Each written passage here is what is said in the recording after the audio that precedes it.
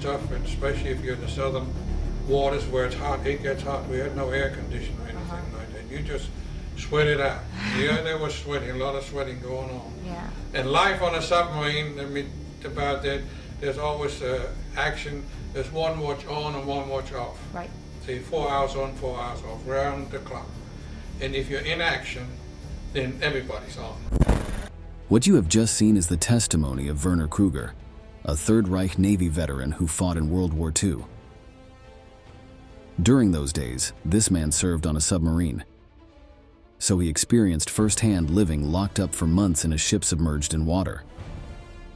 However, Germany was not the only country that used submersibles. The United States also had a large fleet that it sent to the Pacific Ocean to destroy the Japanese. As you heard, Werner Kruger's words are an indication that the routine aboard a submarine was not easy at all. However, it cannot be said that things have been simpler on an American ship. Today, in this new episode of Military History, we invite you to learn what daily life was like aboard German and United States submarines. To understand this story, we have to go back to the beginning of the conflict. During World War II, the Third Reich established a naval blockade on England with the aim of putting its economy in check. In this way, Allied ships attempting to cross the Atlantic, whether for military or commercial purposes, could be attacked by the Germans. In fact, Hitler had at his disposal a fearsome fleet of submarines patrolling the waters. Throughout the war, the Third Reich built more than 1,000 submersibles, which it used to terrorize its enemies and make them feel that sailing across the ocean was certain death. It is known that Winston Churchill himself, the Prime Minister of England, was terrified of them. On one occasion, he stated the following: "The only thing I feared during the war was the danger of submarines."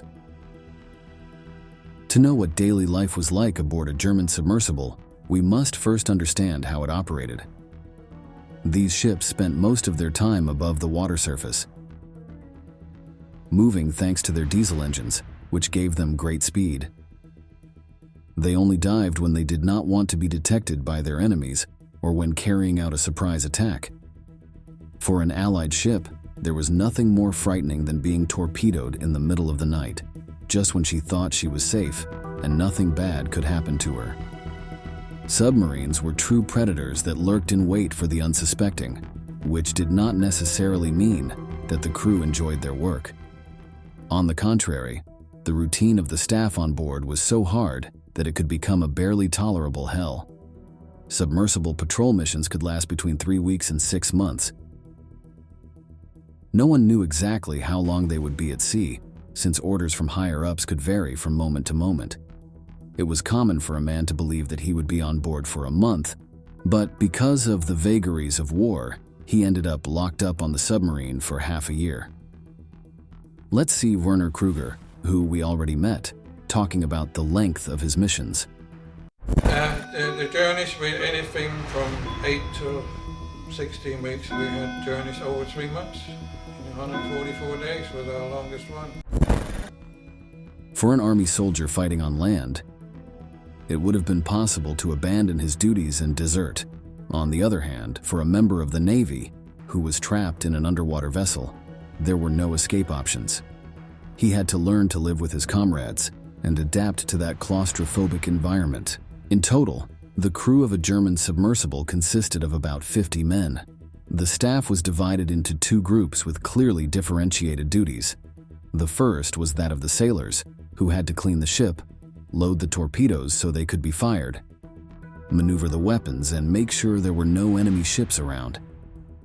These were men of low education who had not been trained for any specific task, but rather had the basic knowledge so that the submarine was in good condition.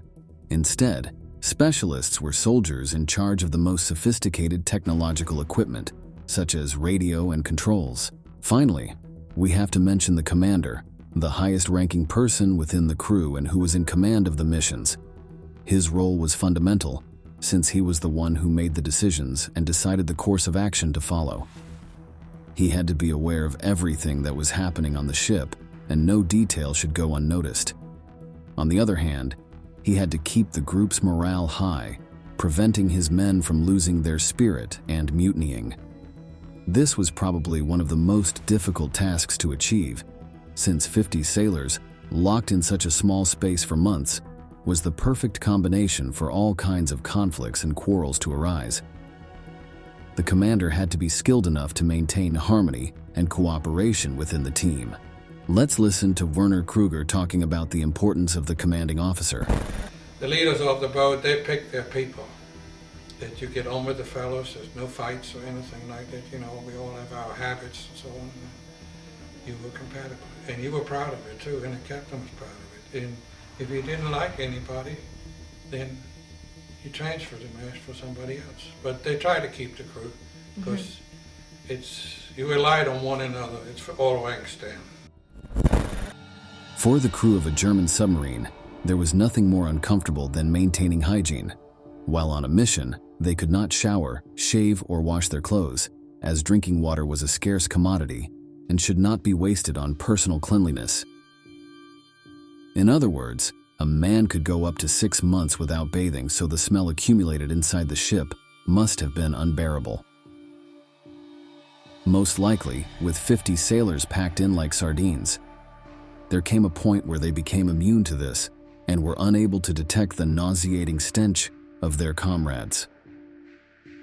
On the other hand, and as we told you previously, it is important to highlight the fact that the space was so small that privacy did not exist.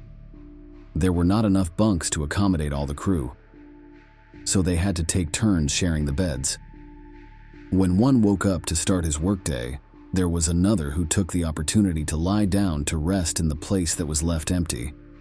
Something similar happened with the bathrooms, since there were only 2, and they had to be shared by 50 people.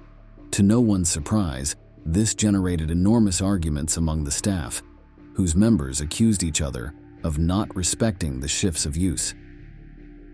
It was also normal for those who used the bathroom for too long to be accused of being selfish, preventing access to the rest of their comrades. As if this wasn't overwhelming enough, at the beginning of the trip, only a single bathroom could be used. This was because the other was used as a pantry to store provisions, which at the beginning of a mission were so abundant that there was no space to store them. On the other hand, men were strictly prohibited from using the toilet when the submersible was pursuing an enemy ship. In order not to alert the prey, it was necessary for no one to go to the bathroom, since the waste was thrown into the ocean through a hand pump that caused a lot of noise and could give away the surprise attack. Mealtime was one of the few times when the crew could relax and enjoy themselves in peace, without any worry. When beginning a trip, the German Navy authorities assigned each submarine enough supplies to stay at sea for half a year. The intention of the High Command was that no crew member should go hungry, since this was the easiest way to generate discontent among the troops. If the commander was not able to resolve this situation, it could lead to a rebellion, so it was better to do everything possible to reach this stage. The men had at their disposal fresh fruits and vegetables, beef, bread, and sausages. It was extremely important to have large quantities of lemons and oranges, since, being a source of vitamin C, they protected the crew from scurvy, the most common disease among sailors. On the other hand, each person was assigned half a bucket of water, which had to be used exclusively for drinking, since, as we told you previously, washing was prohibited. As you can see, life aboard a German submersible was extremely hard, but now let's see how it compares to the routine of an American submarine. Strikingly, day-to-day life was very similar in both cases, and both the Germans and the Americans experienced the same difficulties. The crew of a U.S. ship was made up of between 60 and 80 men and, as you can imagine, none of them had enough space to move around comfortably. Next, we will look at the testimony of John Votrebeck, who served aboard an American submarine and, having spent a lot of time, can joke about this matter. Crowded? I mean, was it... Well, you didn't have a place to dance, but you did get around. I mean... It is estimated that each one had a paltry 0.02 cubic meters to store their belongings. Consequently, a sailor had to travel with only the essentials. that is, his uniform and his shoes. There was almost no place to carry letters, reliquaries, photographs, or other types of personal objects. For a person who was going to spend so much time away from the mainland, this was devastating, since he had nothing to remind him of the home he had left behind and missed so much. The United States Navy tried to have a bunk for each crew member, so that what happened on German submarines would not happen, where they had to take turns sleeping. However, for this, the American submersibles had to take advantage of all the available space, including the torpedo room, where the troops had to rest between missiles. As if this were not uncomfortable enough, they slept surrounded by the wooden boxes that contained the supplies. This meant that a sailor could not straighten his legs or arms because he would immediately hit something. The flip side of this is that there were abundant amounts of food. The food served was the same as that on a German submarine, but with one difference. US authorities installed freezers to store ice cream. In this way, on special occasions, when they had to celebrate the success of a mission, the crew members could celebrate by eating dessert. However, it is important to note that the moments for breakfast, lunch, or dinner were terribly brief. The time allotted to eat was barely 10 minutes, since there was a lot of work to do. For this reason, it was difficult for them to enjoy it, since they had to finish their dish in record time, without the possibility of tasting it. Despite everything, the food was the most enjoyable part of the submarine. Let's see John Votrebeck remembering this. Your food is probably the best. We had steaks and hams as long as the supply lasts. After the supply runs out, if your patrol lasts too long, then you're digging out the canned tuna and the canned goods from behind the airlines and stuff like that. But we had a freezer on board. We had a baker that baked every night. We had fresh bread every night. Either way, submarine personnel were expected to be constantly alert to threats, so there was no time for distractions like food. German submersibles used to roam the Atlantic Ocean, but the Americans were deployed in the Pacific, as these were waters controlled by the Japanese Empire. The North American government wanted to maintain a strong military presence in this region. Otherwise, it feared that the Japanese might become emboldened and attack the west coast of the United States. The Japanese ships were lying in wait, so they had to be cautious. Uncle Sam's submarines were ordered to remain below the surface all day, as long as they were within 800 kilometers of a Japanese airbase.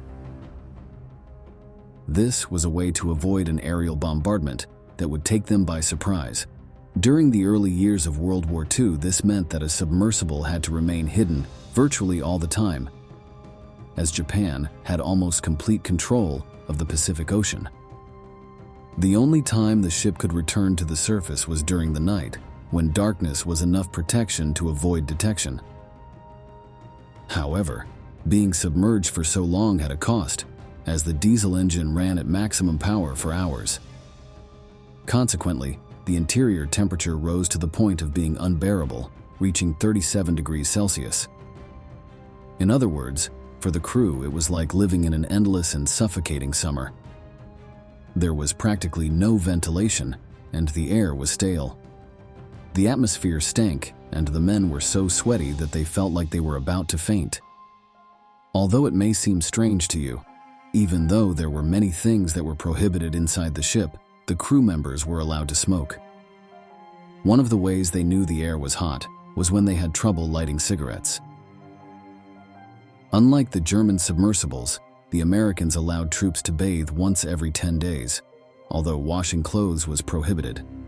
Although this guaranteed slightly more hygienic living conditions than on a German ship, the stench was still just as unbearable.